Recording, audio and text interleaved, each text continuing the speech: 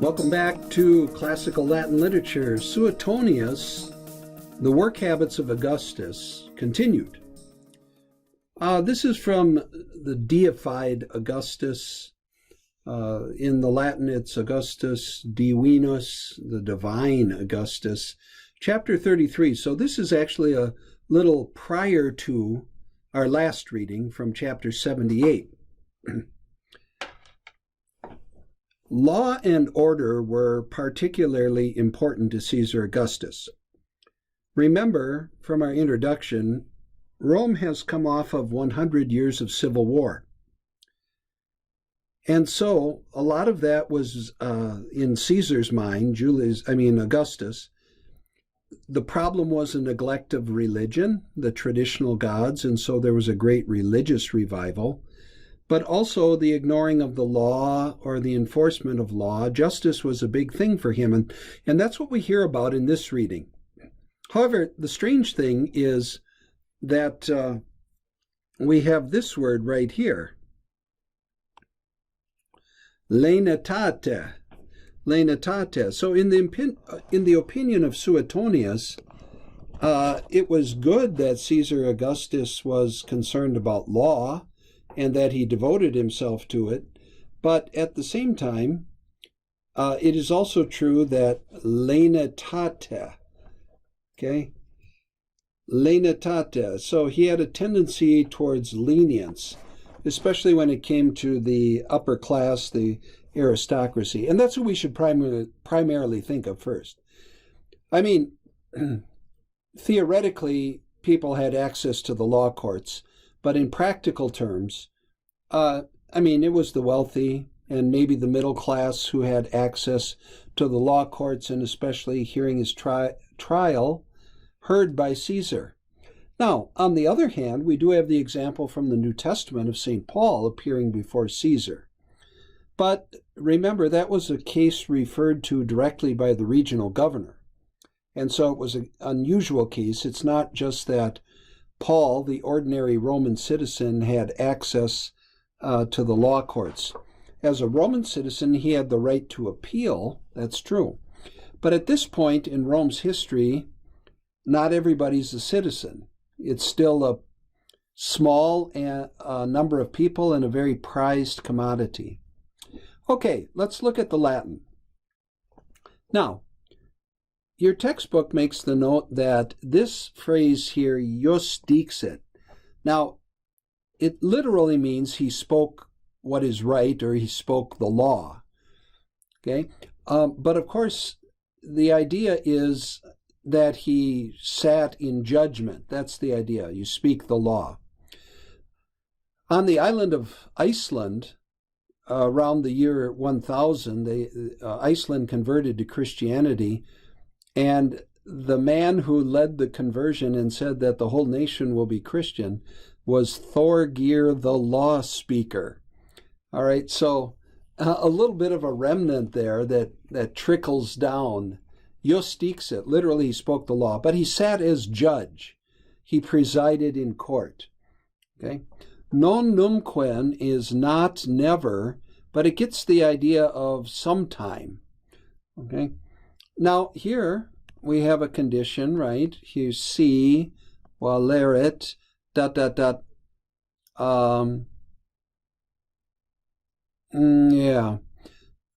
See, valerit. We're kind of missing a verb here. Collocata est, or something like that. Here we have another general condition. Not on one occasion, but if this were ever the case. Now, here, parum with corpora, you have to massage into English a little bit. A very literal translation, or a loose translation, if he didn't feel good. But be a little more precise when you translate that. Okay. Here we have the word lecita again. We've had that a number of times. This is that litter, transportation bench. All right.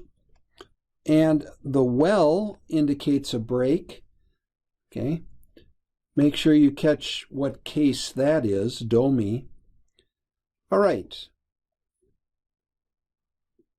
Again, we have dixit ius, okay, to speak the law.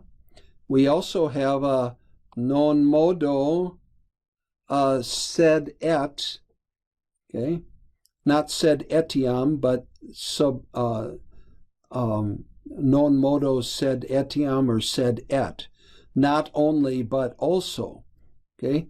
I would take this as an ablative, this too, and of course lenitate. Okay. Sequidum, make sure you get the right definition. That one wasn't in back. Sequidum, in fact, since this is the case, right, or since, now, in this next sentence, I'm going to switch to purple, but you're going to want to take it in English word order, but don't, okay? This actually is your main idea, and here's your object, reum, okay? All right, here we have a clause that goes na, right? Here we have a quod clause, and this is, as your notes indicate, a causal clause. All right? It's a convoluted structure here, but the general idea is this. Now, just don't get the translation. Figure out how the Latin goes together. All right?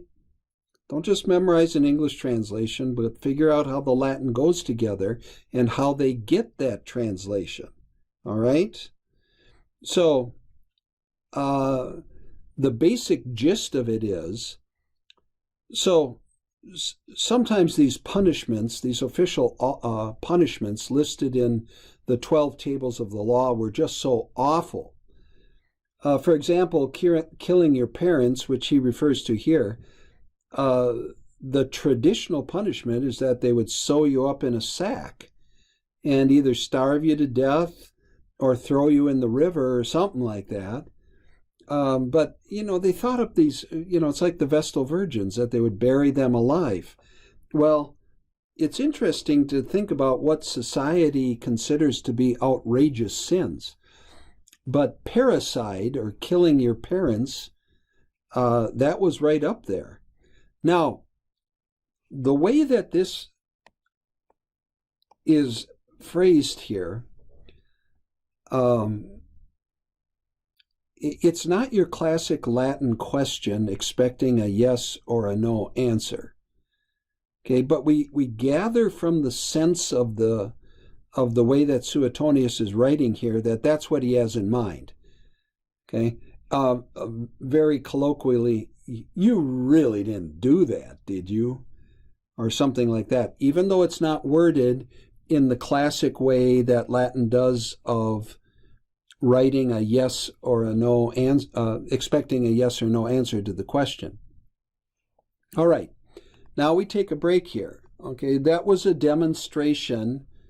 That particular example was to demonstrate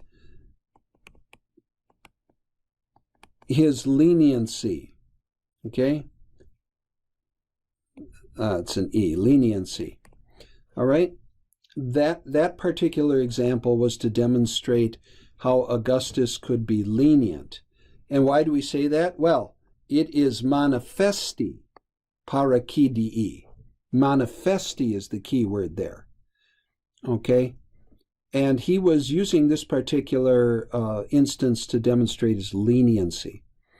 Now we come to a new situation, and that is involving wills. Wills were important in ancient Rome, and testamento, yeah, you can translate that as testament, but the idea is an official witness. Okay, so wills had to be attested. In other words, you'd get people together, and this still happens, that we witness the signing of a will. Okay, and so he talks about omnes signatories. Now, omnes signatories can refer to the signers, the literal signers of the will, okay, or the witnesses. I mean, the word is used in both senses, all right? So this is the situation we have in mind here with the signers. Notice that we have cum plus a subjunctive. The Lex Cornelia, or the Cornelian law, dealt with fraud. It dealt with bilking people out of money, especially in respect to their wills. All right, now, there may have been quite a bit of fighting over the will of Caesar Augustus, or I'm sorry, of Julius Caesar, that led Augustus to take such a measure, but a senator named Cornelia, or Cornelius, introduced this legislation. Very often the bills were just named after the people who came up with the idea. So this is the Lex Cornelia. Teneo here, you'll notice it's in the passive, but here, literally, they are bound or were bound, but in a legal sense, that they were held accountable, that's it, by the Cornelian law. Okay. Now, another example of his leniency. So apparently it was the custom to hand out duae tabellae. Here it's in the accusative. And the duae tabellae, one was for damnatoria, and the other one was for absolutoria. Okay? So these were the two judgments that you could render here.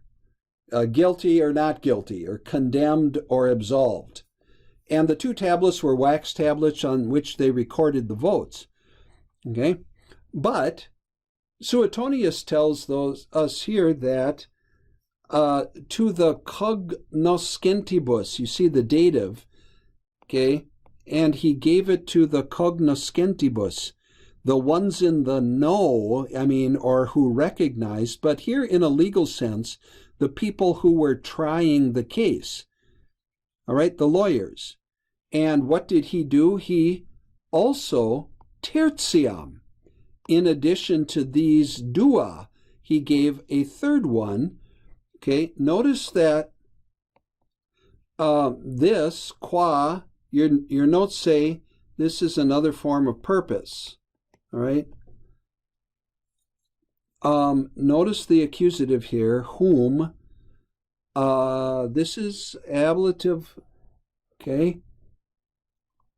So ad signandum, or errore inductos.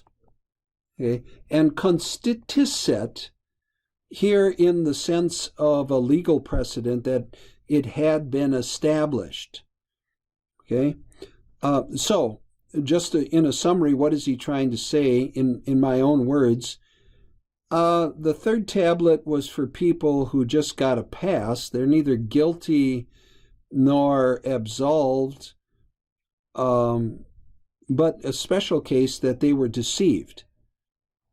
And they were tricked into signing a document or a will, and they signed it ignorant or against their will, and then they were defrauded. All right, so he set up a process for that as well. And that was this third tablet. Finally, we have just one final note on urban and provincial justice. Okay, now, urban and provincial. So the difference between, you have the urbanorum litigorum, right? So the city sewers, not S-U-E-R-S, okay? The people who were suing other people in court, or litigants, probably a little bit more clear. Here's a dative, right?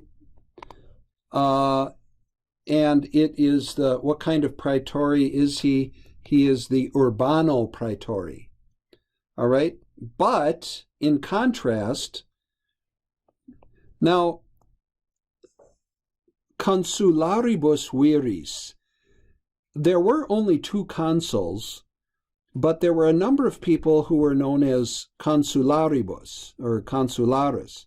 It's a rank. They have the rank of ex-consuls, okay, or former consuls. This is a lot like when we get retired pastors to fill pulpits, right? On Sunday, they're technically retired, but occasionally they preach to help congregations out. So he delegated, okay, here's another dative, to consularibus viris, okay? And then these people had authority singulos. They each had authority in whosever province, okay? And praepono here, taking the dative, although it can take an accusative, okay? Otium means leisure, not leisure, or negotium means business. So negotiis, the business affairs of the individual province. All right, so a little bit of technical language here with this particular reading from chapter 33 of Augustus by Suetonius. But I hope that helps. Again, don't just read and mimic a translation. Okay, it's pretty hard not to use a translation these days, but figure out the Latin. Ask yourself questions. Why is that like that? But the biggest thing, pay attention to the endings. Those are the instructions of how they function in the sentence. Don't try to put together this piece of IKEA furniture without the instructions. Okay? Don't guess. Just think about it. That's going to take a little time because this is a different kind of Latin. All right. Vale.